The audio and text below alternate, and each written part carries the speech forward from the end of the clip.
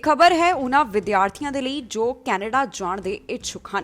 एक खास खबर सामने आई है जिथे हुण वीज़ा नियमां दे विच बदलाव कीता गया। हुण स्टूडेंट्स नूं एप्लीकेशन लैटर जमा करवाउण तो बाद 4 ਤੋਂ 6 महीनों तक इंतजार करना पवेगा। कैनेडा सरकार ने कोविड-19 के कारण वीज़ा नियमां दे विच एक बार फिर तो चेंजिस कीतियां हन, जिस दे विच कैनेडा जाण दे इच्छुक विद्यार्थियों नूं कैनेडा दे विच सिर्फ 4 एयरपोर्ट्स ਜਿਹੜੇ कि वैंकूवर, टोरंटो, कैलगरी ਅਤੇ ਮੌਂਟਰੀਅਲ ਹਨ ਉਸ ਦੇ ਵਿੱਚ ਲੈਂਡਿੰਗ ਦੀ ਇਜਾਜ਼ਤ ਹੋਵੇਗੀ। ਇਸ ਦੇ ਨਾਲ ਹੀ ਕੈਨੇਡਾ ਪਹੁੰਚਣ ਵਾਲੇ ਹਰ ਵਿਦਿਆਰਥੀ ਨੂੰ 에ਅਰਪੋਰਟ ਤੇ ਹੀ ਆਪਣਾ ਕੋਰੋਨਾ ਟੈਸਟ ਕਰਾਉਣਾ ਲਾਜ਼ਮੀ ਹੋਵੇਗਾ।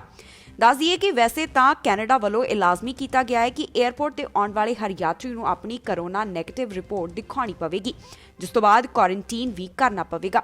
हर स्टूडेंट नूं कैनेडा पहुंचण ते सरकार वल्लों तय कीते गए स्थान के उपर करीब 3 दिन बिताने पैणगे, जानी कि क्वारंटीन करना पवेगा। 3 दिन तो बाद विद्यार्थी की कोरोना रिपोर्ट आवेगी। जे रिपोर्ट नैगेटिव आई तो बाकी 11 दिन स्टूडेंट अपने घर विच पहुंच के क्वारंटीन कर सकते हैं। जे रिपोर्ट पॉजिटिव आई तो सरकार वल्लों तय किए गए स्थान के उपर जानी कि जगह ते विद्यार्थियों नूं क्वारंटीन करना पवेगा। दस दिए कि बहुत सारे स्टूडेंट्स की अजे एप्लीकेशन लैटर पेंडिंग है। मार्च महीने तो ही कैनेडा वालों ट्रैवल के उपर पाबंदियां लगाईयां गईयां, पर हौली हौली जिस तरह सारियां चीज़ां नूं खोलिया जा रहा है, पर उस दे विच कैनेडा पढ़ाई करन आउण वाले स्टूडेंट्स नूं एग्जैम्प्ट कीता गया, जानी कि पाबंदियां दे विच उन्हां नूं शामिल नहीं कीता गया। खबर कैनेडा तो सामने आई है कि जनवरी महीने दे विच 2,13,000 नौकरियां चलियां गईयां। वड्डी गिणती दे विच लोग अजिहे हन जिन्हां दी नौकरी चली गई, जानी कि ਉਹ बेरोजगार हो गए। इसका कारण है कारोबार के उपर कोरोना के कारण पिया असर। स्टैटिक्स कैनेडा वालों अपनी इस बारे रिपोर्ट पेश की गई है। अगस्त महीने तो बाद हुण तक का यह सब तो वड्डा रिकॉर्ड है जदों इन्ने वड्डे पद्धर ते लोग नौकरियां गवा बैठे होण।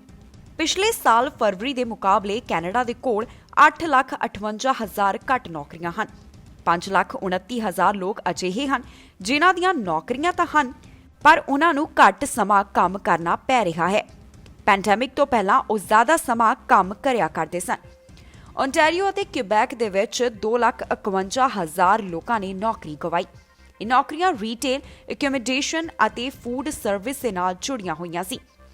ਇਸ ਤੋਂ ਪਹਿਲਾਂ ਖਬਰ ਸਾਹਮਣੇ ਆਈ ਸੀ ਕਿ ਕੈਨੇਡਾ ਦੀ ਆਰਥਿਕਤਾ ਤੇ ਵੀ ਕੋਰੋਨਾ ਦਾ ਅਸਰ ਪਿਆ ਹੈ, ਜੋ ਕਿ 5% ਦੀ ਸ਼੍ਰਿੰਕ ਹੋਈ ਹੈ।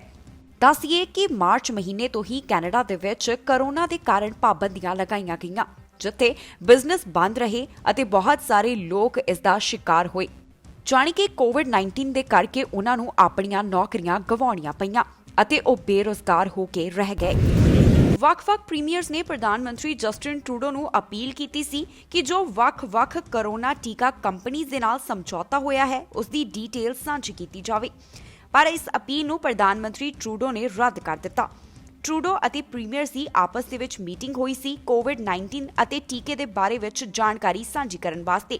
ਉਸ ਦੇ ਵਿੱਚ ਪ੍ਰਧਾਨ ਮੰਤਰੀ ਜਸਟਿਨ ਟਰੂਡੋ ਵੱਲੋਂ ਅਪੀਲ ਨੂੰ ਰੱਦ ਕੀਤਾ ਗਿਆ ਹੈ, ਜੋ ਕਿ ਪ੍ਰੀਮੀਅਰਸ ਵੱਲੋਂ ਕੀਤੀ ਗਈ ਸੀ।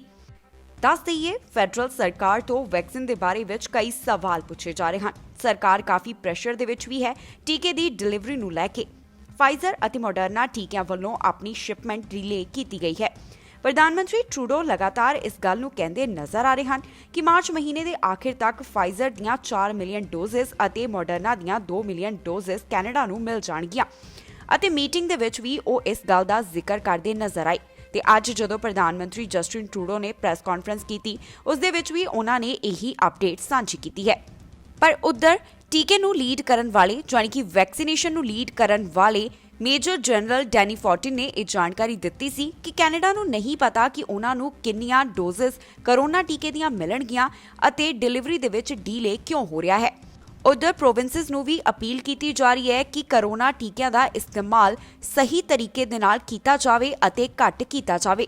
ਪਰ ਪ੍ਰਧਾਨ ਮੰਤਰੀ ਜਸਟਿਨ ਟਰੂਡੋ ਫਿਰ ਵੀ ਇਹੀ ਗੱਲ ਕਹਿੰਦੇ ਨਜ਼ਰ ਆ ਰਹੇ ਹਨ ਕਿ ਜਿਸ ਤਰ੍ਹਾਂ ਕੰਪਨੀਆਂ ਵੱਲੋਂ ਵਾਅਦਾ ਕੀਤਾ ਗਿਆ ਮਾਰਚ ਆਖਿਰ ਤੱਕ ਉਹਨਾਂ ਵੱਲੋਂ ਉਨੀਆਂ ਹੀ ਪੈਚਸ ਜਾਨੀ ਕਿ ਡੋਜ਼ਸ ਭੇਜੀਆਂ ਜਾਣਗੀਆਂ। ਇੱਕ ਪਾਸੇ ਕੋਰੋਨਾ ਵਾਇਰਸ ਤੇ ਦੂਸਰੇ ਪਾਸੇ ਕੋਰੋਨਾ ਵਾਇਰਸ ਦਾ ਨਵਾਂ ਰੂਪ ਦੋਹਾਂ ਨੇ ਹੀ ਸਿਹਤ ਮਾਹਿਰਾਂ ਦੀ ਚਿੰਤਾ ਵਧਾਈ ਹੋਈ ਹੈ। ਪਰ ਇਸ ਕੋਰੋਨਾ ਦੇ ਨਵੇਂ ਵੇਰੀਐਂਟ ਦੇ ਨਾਲ ਸੰਬੰਧਿਤ ਇੱਕ ਪੁਸ਼ਟੀ ਹੋਈ ਹੈ ਜਾਂ ਫਿਰ ਕਹੀਏ ਕਿ ਇੱਕ ਗੱਲ ਸਾਹਮਣੇ ਆਈ ਹੈ ਕਿ ਇਸ ਦੇ ਉੱਪਰ ਹੁਣ ਆਰਟੀਫੀਸ਼ੀਅਲ ਇੰਟੈਲੀਜੈਂਸ ਦੇ ਨਾਲ ਜਾਨੀ ਕਿ ਇਸ ਦੇ ਉੱਪਰ ਆਧਾਰਿਤ ਟੂਲ ਦੇ ਨਾਲ ਕਾਬੂ ਪਾਇਆ ਜਾਵੇਗਾ। ਵਿਗਿਆਨੀਆਂ ਵੱਲੋਂ ਇਸ ਦਾ ਨਵਾਂ ਤਰੀਕਾ ਲੱਭਿਆ ਗਿਆ ਹੈ ਕਿ ਕਿਸ ਤਰ੍ਹਾਂ ਇਸ ਨੂੰ ਕਾਬੂ ਕੀਤਾ ਜਾਵੇ। ਇਸ ਦੇ ਲਈ ਆਰਟੀਫੀਸ਼ੀਅਲ ਇੰਟੈਲੀਜੈਂਸ ਆਧਾਰਿਤ ਟੂਲ ਦਾ ਇਸਤੇਮਾਲ ਕੀਤਾ ਗਿਆ ਹੈ, ਜਿਸ ਨੇ ਨਾ ਸਿਰਫ ਵਾਇਰਸ ਦੇ ਨਵੇਂ ਰੂਪ ਖਿਲਾਫ ਨਵੀਂ ਵੈਕਸੀਨ ਤਿਆਰ ਕਰਨ ਦੇ ਵਿੱਚ ਮਦਦ ਮਿਲੇਗੀ, ਬਲਕਿ ਇਸ ਦੇ ਪ੍ਰਸਾਰ ਜਾਣੀ ਕਿ ਫੈਲਾਅ ਨੂੰ ਵੀ ਰੋਕਿਆ ਜਾ ਸਕਦਾ ਹੈ। ਇਸ ਤਰ੍ਹਾਂ ਦੇ ਨਾਲ ਇਸ ਵਾਇਰਸ ਦੇ ਉੱਪਰ ਕਾਬੂ ਪਾਉਣਾ ਸੌਖਾ ਹੋਵੇਗਾ। ਇਸ ਦੇ ਲਈ ਸਭ ਤੋਂ ਵਧੀਆ ਟੀਕਿਆਂ ਦੀ ਪਹਿਚਾਣ ਵੀ ਹੋ ਸਕੇਗੀ। America the university of southern California ਦੇ ਰਿਸਰਚਰਸ ਦੇ ਮੁਤਾਬਕ ਇਸ ਦੇ ਨਾਲ ਵੈਕਸੀਨ ਦੇ ਡਿਜ਼ਾਈਨ ਚੱਕਰ ਨੂੰ ਮਿੰਟ ਦੇ ਵਿੱਚ ਪੂਰਾ ਕੀਤਾ ਜਾ ਸਕਦਾ ਹੈ, ਜਿਸ ਦੇ ਵਿੱਚ ਮਹੀਨਾ ਜਾਂ ਫਿਰ ਪੂਰਾ ਸਾਲ ਲੱਗ ਜਾਂਦਾ ਹੈ। ਦੱਸ ਦਈਏ ਕਿ ਕਈ ਦੇਸ਼ਾਂ ਦੇ ਵਿੱਚ ਕੋਵਿਡ ਵੇਰੀਐਂਟ ਦੇ ਮਾਮਲੇ ਸਾਹਮਣੇ ਆ ਰਹੇ ਹਨ, ਕਿਉਂਕਿ ਕੈਨੇਡਾ ਦੇ ਵਿੱਚ ਵੀ ਇਸ ਵੇਰੀਐਂਟ ਦੇ ਨਾਲ ਸੰਬੰਧਿਤ ਚਾਹੇ ਉਹ ਯੂਕੇ ਦਾ ਕਰੋਨਾ ਦਾ ਰੂਪ ਹੋਵੇ ਜਾਂ ਫਿਰ ਸਾਊਥ ਅਫਰੀਕਾ ਦਾ, ਉਸ ਦੇ ਨਾਲ ਸੰਬੰਧਿਤ ਮਾਮਲੇ ਸਾਹਮਣੇ ਆ ਰਹੇ ਹਨ, ਜਿਸ ਦੇ ਕਰਕੇ ਸਿਹਤ ਮਾਹਿਰਾਂ ਦੀ ਵੀ ਚਿੰਤਾ ਵਧੀ ਹੋਈ ਹੈ ਤੇ ਲੋਕਾਂ ਨੂੰ ਬਾਰ-ਬਾਰ ਅਪੀਲ ਕੀਤੀ ਜਾ ਰਹੀ ਹੈ ਕਿ ਨਿਯਮਾਂ ਦੀ ਪਾਲਣਾ ਕੀਤੀ ਜਾਵੇ, ਕਿਉਂਕਿ ਇਹ ਨਵਾਂ ਸਟ੍ਰੇਨ ਜ਼ਿਆਦਾ ਤੇਜ਼ੀ ਦੇ ਨਾਲ ਫੈਲਦਾ ਹੈ।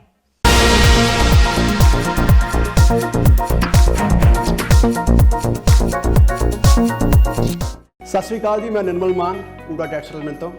ਇਹ ਤੁਸੀਂ ਵੀਡੀਓ ਦੇਖ ਰਹੇ ਸੀ ਟੀਵੀ ਪੰਜਾਬ ਦੇ ਉੱਤੇ। ਇਹੋ ਜਿਹੇ ਹੋਰ ਜਾਣਕਾਰੀ ਭਰਪੂਰ ਵੀਡੀਓ ਦੇਖਣ ਵਾਸਤੇ ਟੀਵੀ ਪੰਜਾਬ ਦੇ ਚੈਨਲ ਨੂੰ ਸਬਸਕ੍ਰਾਈਬ ਕਰੋ ਤੇ ਨਾਲ ਹੇਠ ਦਿੱਤੇ ਹੋਏ ਬੈਲ ਆਈਕਨ ਦੇ ਬਟਨ ਦਬਾਓ। ਸਤਿ ਸ਼੍ਰੀ ਅਕਾਲ।